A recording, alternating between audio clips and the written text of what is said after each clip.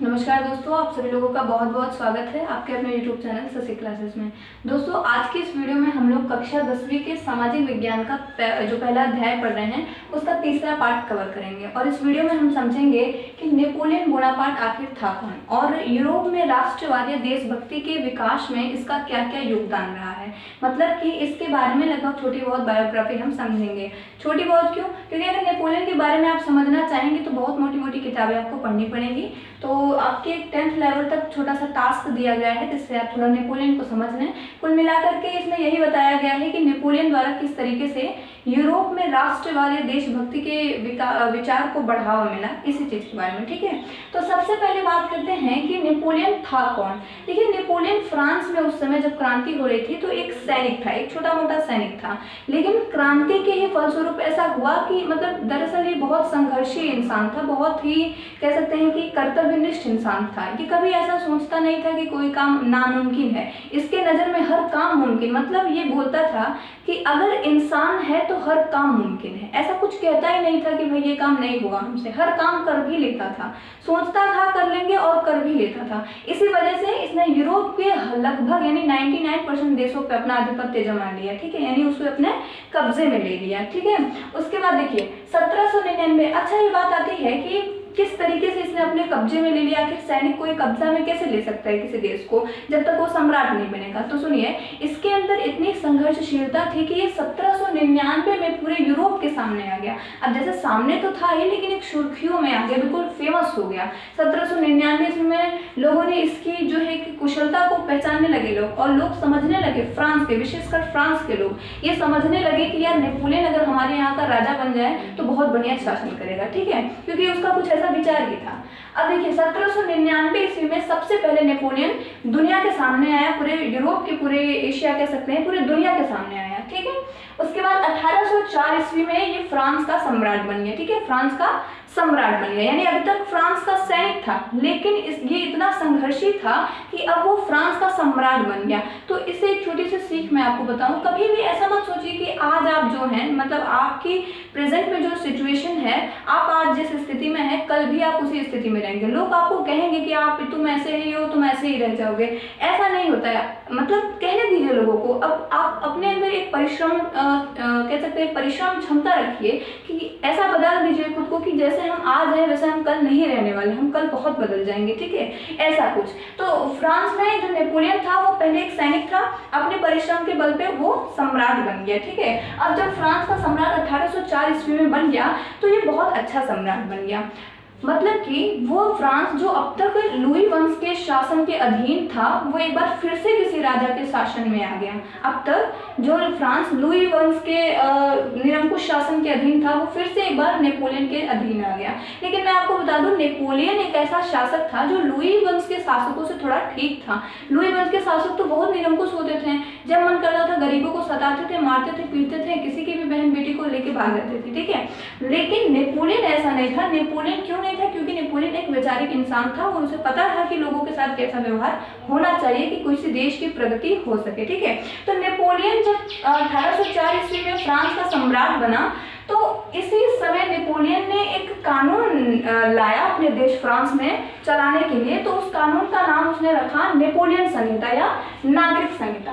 तो नेपोलियन द्वारा जो ये कानून लाया गया था, इस कानून में आखिर कौन कौन सी वो बातें थी कि जो नेपोलियन ने अपने फ्रांस में लगाया, और फ्रांस के लोगों ने एक बहुत बढ़िया शासन व्यवस्था पसंद की। ठीक है, तो सबसे पहली बात थी विशेषाधिकार। नेपोलियन ने क्या किया कि जो विशेष अधिकार था पहले जमाने में कि भाई कोई व्यक्ति अमीर व्यक्ति है तो अगर उसने कोई गुनाह कर दिया है तो उसे कोई कह सकते हैं कि दंड नहीं मिलेगा। अगर कोई गरीब व्यक्ति ने वही गुनाह कर दिया है तो उसे दंड मिलेगा। तो इस तरीके का विशेषाधिकार नेपोलियन ने समाप्त कर दिया। नेपोलियन बोलता था कि इंसान हर कोई बराबर है, भाई अब कोई अमीर बन के तो आता नहीं है, ना ही कोई गरीब बन के आता है, यहीं पे आपको समान रूप से सब आता है। जो मेहनत करता है वो अमीर बनता है, और जो थोड़ा उतना मेहनत नहीं कर पाता है वो खैर उतना हाईलाइट नहीं होता है। ठीक है, तो हम कहेंगे परिश्रम के साथ आप मेहनत करिए, जरूर आगे बढ़ेंगे। ठीक है, तो वो बोलता था कि विशेषाधिकार समाप्त करिए, कोई अपने जन्म से किसी काम को नहीं लेकर के आया है। ठीक है, उसके बाद बोलता था कानून के समक्ष बराबरी। समक्ष मतलब सामने, कानून मतलब विधि। ये एक और बात बोलता था कि कानून के समक्ष सबको बराबर का हक देना चाहिए, कानून की निगाहों में हर कोई बराबर होना चाहिए, ठीक है। और इसने किया भी, इसके कानून में हर व्यक्ति बराबर था, ठीक है। उसके बाद कुशल, कुशल मतलब अच्छा यातायात, यानी आने जाने का जो साधन था उसकी व्यवस्था इसने अच्छी की। और डाक व्यवस्था कह सकते हैं, संचार व्यवस्था, वही डाक वगैरह, चिट्ठी वगैरह की जो सुविधा थी वो बढ़िया की। जैसे कोई भी अपने बहन बेटी किसी का भी खबर ले सकता है, अपने भाई बहन किसी का भी, अपने परिवार के किसी भी सदस्य का खबर वो चिट्ठियों द्वारा ले सकता है, ठीक है। समान शुल्क मतलब एक तरीके का शुल्क हर किसी से लिया जाता था। नाप तोल की एक ही व्यवस्था फ्रांस के हर टुकड़ों में होती थी, यानी कि अगर 1000 ग्राम में 1 किलो है तो वो हर टुकड़ों में होगी। ऐसा नहीं कि कोई बगल वाला कहे कि नहीं हमारे यहाँ 1200 में 1 किलो का, ऐसा नहीं है। मतलब फ्रांस के हर हिस्से में नाप तोल की एक ही व्यवस्था चलेगी, ये नेपोलियन का कानून बोलता था। अच्छा, अब मैं आपको बताऊं, नेपोलियन इतना बढ़िया शासक था, इतना बढ़िया शासन फ्रांस में कर रहा था कि फ्रांस के अगल बगल के देश जैसे इटली हो गया, प्रशा, रूस, ऑस्ट्रिया, ये सब देश क्या सोचने लगे, इन देशों के जो लोग थे, अरे यार फ्रांस में तो बहुत बढ़िया शासन हो रहा है, कोई नेपोलियन करके आया है, बहुत बढ़िया, फ्रांस के लोगों को एकदम स्वर्ग की जिंदगी दे दिया है। तो वहाँ के लोगों ने क्या किया, इटली वगैरह के लोगों ने सोचा कि चलो हम लोग भी एक होकर के उसे बुलाते हैं और कहते हैं कि भैया जिस तरीके से आप फ्रांस में शासन कर रहे हैं उसी तरीके से आप हमारे यहाँ भी शासन करिए। तो इटली वाले एक हुए और नेपोलियन को बुलाया। अब कोई एक व्यक्ति थोड़ी ना बुलाएगा कि भैया नेपोलियन आइए, आप जैसा कपड़ा कोई नहीं धोता है, आप धोइए हमारा कपड़ा, ऐसा नहीं था। वो बुलाए सब लोग। अब हम जानते हैं कि जब भी कोई व्यक्ति, बहुत सारे व्यक्ति एक होकर के अपने देश के प्रति सोचने लगे, अब भैया देश की सोच है ना, एक अच्छा शासक बुला रहे हैं जिससे देश में अच्छा शासन चल सके, तो अपने देश के लिए ही तो सोच रहे हैं। तो जब हर व्यक्ति मिल करके अपने देश के लिए सोचना स्टार्ट करे तो उसे राष्ट्रवाद कहते हैं। तो यानी कि लोग एक हुए नेपोलियन को बुलाने के लिए कि अच्छा शासन चल सके। तो यानी यहाँ पर भी राष्ट्रवाद की भावना किसकी वजह से बढ़ गई, नेपोलियन की वजह से बढ़ गई, ठीक है।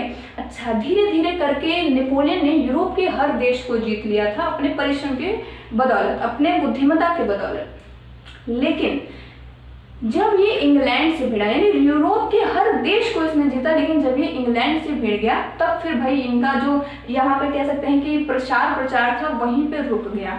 यानी कि ये जो बढ़ रहे थे वो वहीं पे समाप्त हो गया। इंग्लैंड से जब ये भिड़ गया तो इंग्लैंड के साथ रूस, प्रशा, ऑस्ट्रिया, इन 3-4 देशों ने मिलकर के नेपोलियन को खूब धो दिया, है ना।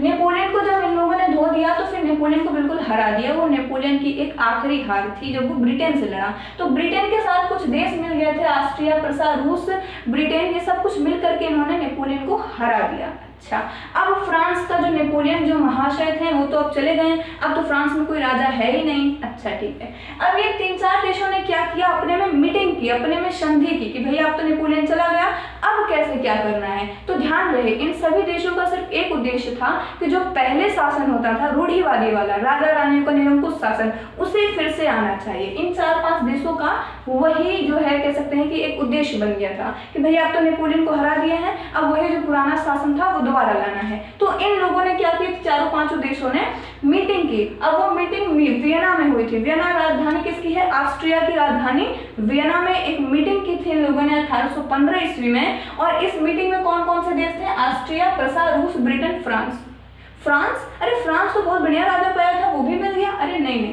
फ्रांस को इन चारों ने एक दबदबे में ले लिया था क्योंकि उस समय फ्रांस का कोई राजा रानी फ्रांस में कोई नहीं था, ठीक है। आप जानते हैं जिस बच्चे का कोई पालनहार नहीं होता है उसे अगल बगल के लोग बहुत ज्यादा सताते हैं, ठीक है। ये जो कोई बच्चा अनाथ है तो इसी वजह से उसे अनाथालय में छोड़ दिया जाता है। तो जिसका कोई नहीं होता है उसे बहुत ज्यादा सताया जाता है, ठीक है। इस वजह से आपके पास वर्तमान में जो भी है उसकी कदर करिए, ठीक है।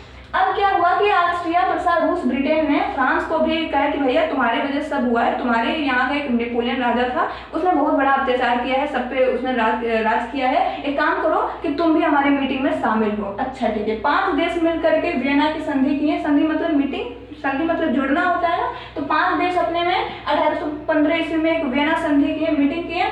और इस मीटिंग का जो मुख्य उद्देश्य था रूढ़िवादी की पुनः स्थापना, जो पहले शासन चलता था ना लुई वंश के शासन में, वही फिर से आना चाहिए। अच्छा ठीक है, अब संधि में मीटिंग में कौन कौन से काम किए गए इन लोगों द्वारा तो वो देख लेते हैं।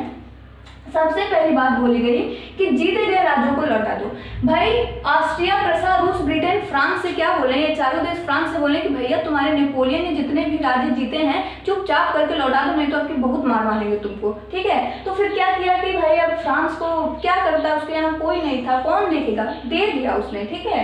उसके बाद फ्रांस की सीमा पर नए नए राज्यों का निर्माण करवा दिया इन चारों देशों ने। क्या किया कि फ्रांस की सीमा पर नए नए राज्यों का निर्माण करा दिया कि जिससे फ्रांस भविष्य में कभी अपना प्रसार ना कर सके, कह सकते हैं कि बढ़ ना सके, अपना विस्तार ना कर सके, ये भी काम किया गया। उसके बाद राजवंश की पुनः स्थापना हो गई, राजा रानी का एक बार फिर से स्थापना करवा दिया गया, ठीक है। तो आपको समझ में आया होगा कि किस तरीके से नेपोलियन आया और उसने एक अच्छा सा कानून चलाया। नेपोलियन ने गलती काम करते हुए धीरे धीरे करके हर किसी पे अपना आधिपत्य जमाने लगा, और जब आधिपत्य जमाने लगा तो लोगों को बुरा लगने लगा हर देश के। भाई देखिए ठीक ठाक शासन करता था, लेकिन इटली के लोगों को, अन्य देश के लोगों को क्या लगा, अरे यार ये न जाने कहाँ का शासन आके हमारे पे शासक आके हमारे पे शासन कर रहा है, हमारा अपना ही बढ़िया है। कोई बात नहीं, हमारा अपना ही तो था, हमें भले सता रहा था, ठीक है, लेकिन कोई अन्य आके हमारे ऊपर शासन नहीं करना चाहिए। वो भले भले बहुत बढ़िया शासन करता था, लेकिन उन्हें पसंद नहीं आता था कि हमारा भले हमारा है, अगर हमारा हम पे कोई कष्ट दे रहा है हमको तो ठीक है, वो अपना खून है, ऐसा कुछ भावना था। तो वो लोग फिर से उसे भगाने की कोशिश में लग गए, एक हो गए। तो मतलब हर तरीके से इधर उधर हर तरीके से राष्ट्रवाद की भावना में ये बहुत कदम बढ़ाया है, ठीक है। तो आई होप आपको समझ में आया होगा कि नेपोलियन बोनापार्ट कौन था। एक सैनिक था जो अपनी बुद्धिमत्ता के बदौलत 1804 ईस्वी में फ्रांस का सम्राट बना, और उसने कुछ कानून लाए। उसके बाद जब उसने कानून लाए तो उसके कानूनों को देख करके फ्रांस के अन्य देश भी बड़े खुश हुए, उन्होंने उन्हें बुलाया। और जब ये वहाँ गया, धीरे धीरे जीते जीते सभी देशों को जीत लिया। उसके बाद इंग्लैंड से जब लड़ गया तो ये चार देश ऑस्ट्रिया, प्रसा, रूस, ब्रिटेन, ये सब ब्रिटेन से जब भिड़ गया तो ये चार देश मिल करके उससे क्या हुए, उससे झगड़ा कर लिए, लड़ाई कर लिए, युद्ध हो गया और नेपोलियन मारा गया। भाई चार देश कहाँ, एक नेपोलियन अकेला, तो भाई हार तो तय थी। तो 1815 में जब ये हार गए तो 1815 में एक संधि हो गई 4-5 देशों में, जिसमें कि सब कुछ पूरा भार फ्रांस के ऊपर थोप दिया गया।